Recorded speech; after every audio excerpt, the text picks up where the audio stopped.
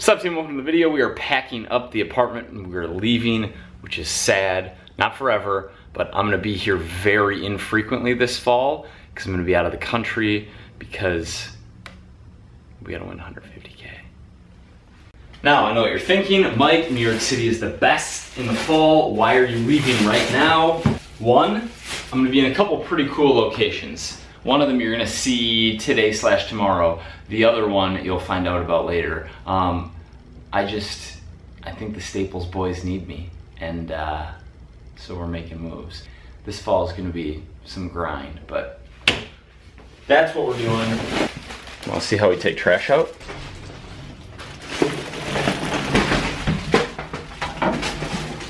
Don't drop your camera. Okay. We're basically packed up. Got a few more things to get together here, and then we're out.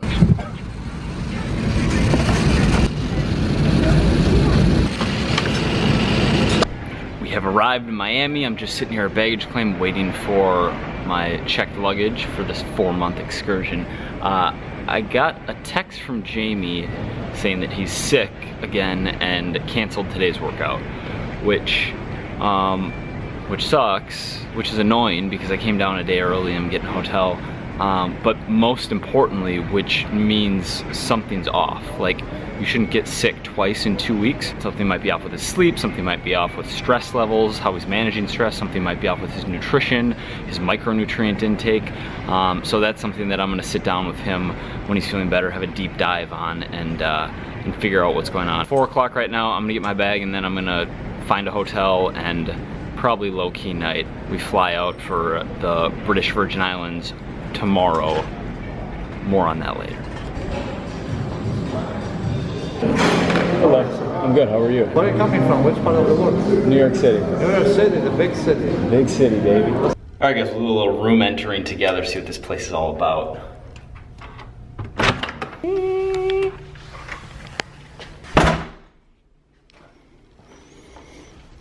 Pretty standard. Nice desk space though. I like that. Got a little view of some buildings.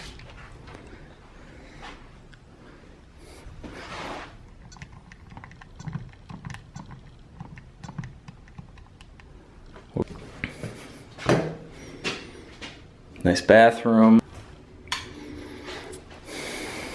All right, now let's go see what the gym looks like. It's always roll the dice at the hotel. It's kind of a fun sweat. It's like a spinning the roulette wheel.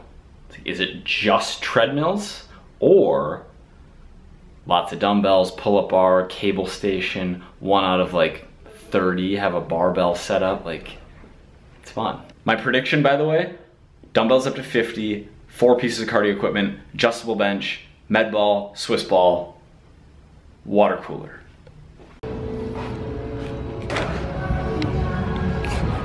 I was wrong. We got a leg press, we got hamstring curl, a lot of cardio machines, views on views, empty, which is an asset. I was right about those, I was right about those, I was right about that. 1 adjustable bench, this is an asset. We can do pull-ups, we can hit some cable stuff. Haha. All right, so nicer, better than I expected. Bigger than I expected, brighter than I expected, with more stuff. Pumped. I'm gonna go do a little work right now, sit my pre-workout while I work for about an hour, start working, half hour in, sit my pre-workout for a half hour, come here and get it.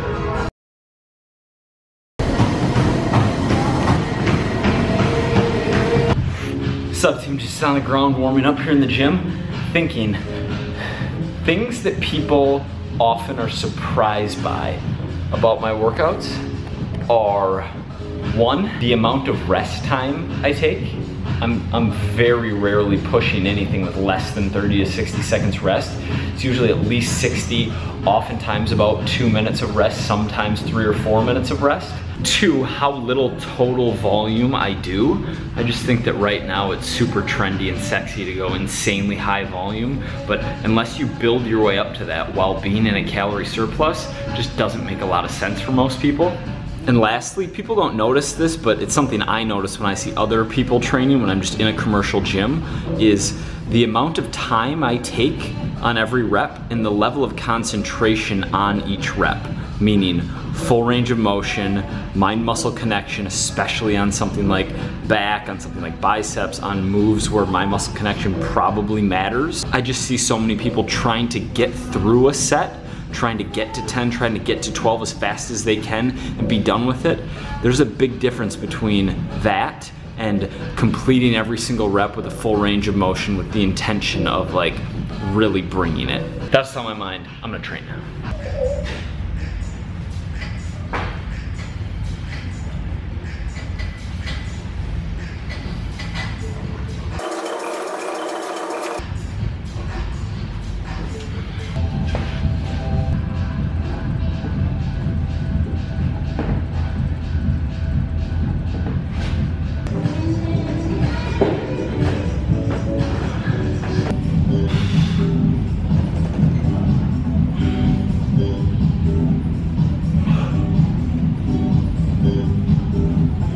Now we can do things with 50-pound dumbbells, but I figured why not mix it up and do some less conventional moves that maybe some of you guys haven't seen with the cable machine.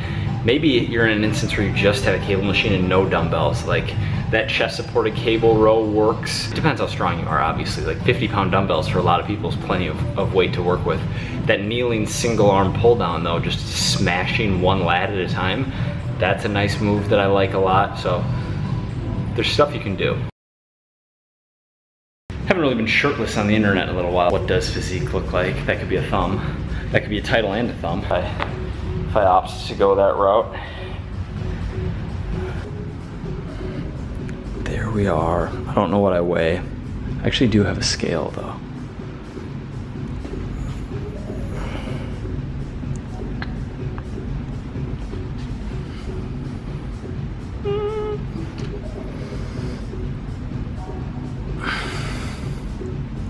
We got a bulk on the horizon. Not a super serious bulk, but like a 3 to 4 days of lifting, a slight calorie surplus, doing some cardio also, 3 days of boxing also, just like trying to get stronger, trying to get a little bit of muscle, trying to get more mobile, but like all very gradual. You can't go after 4 goals at once and like gung-ho on all of them. Good session, good session. I think I forgot to record 4x8 on the alternating standing dumbbell curl. Post-workout,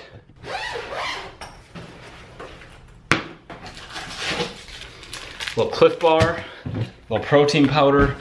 The reason I brought all of these 4 tubs and 7 boxes of Cliff Bars is because it's my favorite post-workout meal, and to try to find like a gas station or even in a store that sells a tub of protein, it's just cheaper to go this way.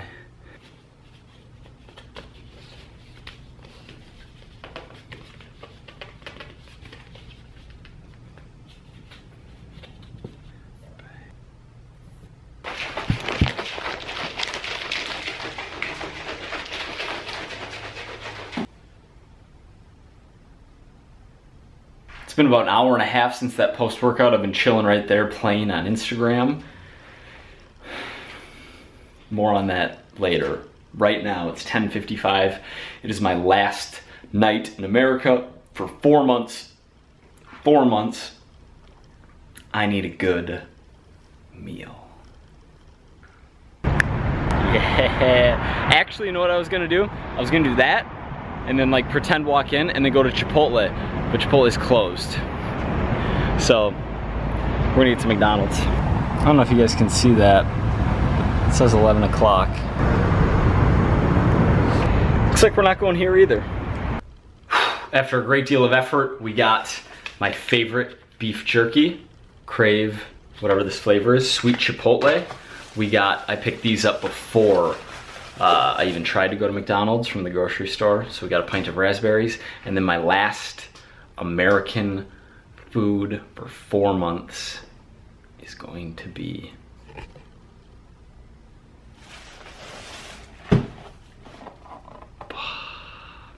maple brown sugar.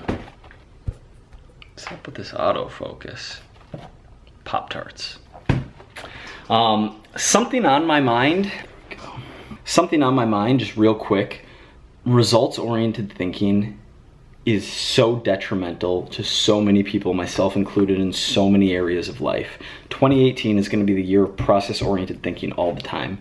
To give you a simple example of what results-oriented thinking is, if you do one workout, so you haven't worked out in your life, and you do one workout and you immediately go in the locker room and take your shirt off and you're like, am I jacked yet?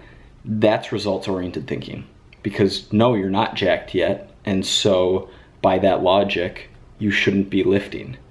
Nothing good happens in the short term. So blocking out the feedback, or at least screening for the feedback, or realizing that the feedback is just a small piece of the puzzle that over time is gonna build into actually useful feedback, is so huge. I don't need to give a poker example because results-oriented thinking, I actually wrote an article about this, I'll link it up. I learned process versus results-oriented thinking through playing poker and through the variance that comes through a game of chance where you're never 100-0, you're always like, even your best edge is like 80-20. But yeah, 2018 is gonna be the year of results-oriented thinking, it just matters. That's it. Something cool happened in tomorrow's video. Be here, 3 p.m. Eastern time. Thank you for watching. See you tomorrow.